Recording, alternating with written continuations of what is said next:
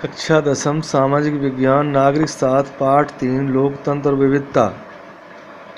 लोकतंत्र को समाज में विद्यमान विविधताओं से सामंजस्य करना होता है। इसके साथ ही सर्वमान्य समाधान का प्रयत्न करना होता है। लोगों की विशिष्ट पहचान केवल भाषा व क्षेत्र के आधार पर ही नहीं बनती। लोग अपनी पहचान दूसरों से अपने संबंध, शारीरिक बनावट, वर्ग, धर्म, लिंग, जाति के आधार पर भी परिभाषित करते हैं।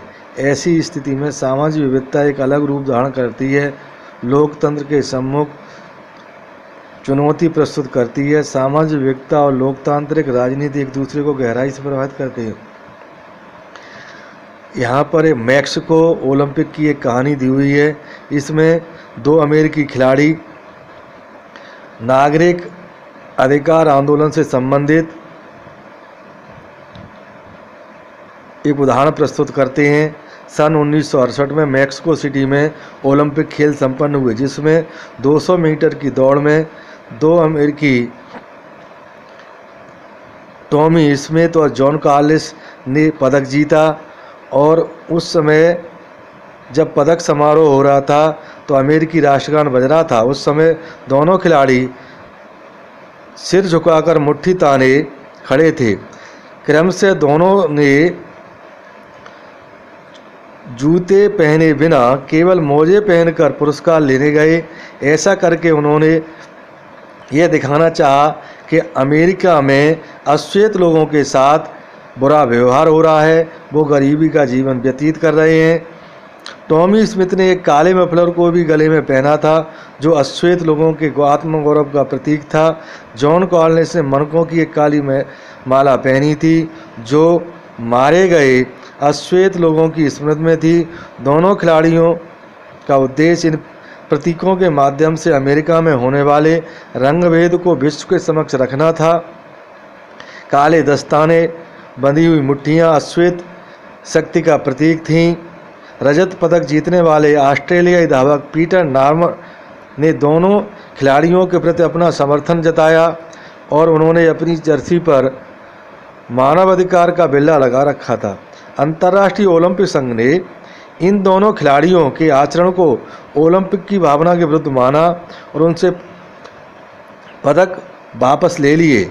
पीटर नॉर्मन को भी अपने अगले ओलंपिक में खेलने के लिए स्थान नहीं दिया गया। इस घटना ने अमेरिका के नागरिक अधिकार आंदोलन की ओर विश्व का ध्यान दिलाया। दोनों अमेरिकी खिलाड़ियों ने सैन होज यूनिवर्सिटी में पढ़ाई की थी।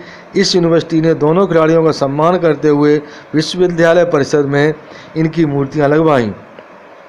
सन 2006 में ऑस्ट्रेलियाई धावक पीटर नॉर्मन की मृत्यु हुई तो दोनों अमेरिकी अश्वेत खिलाड़ियों ने उनकी अर्थी को कंधा दिया।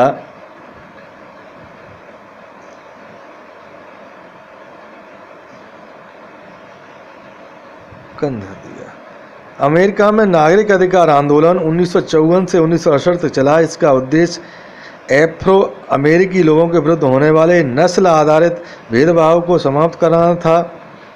इस आंदोलन का नेतृत्व मार्टिन लूथर किंग जूनियर ने किया। यह आंदोलन पूरी तरह से अहिंसक था।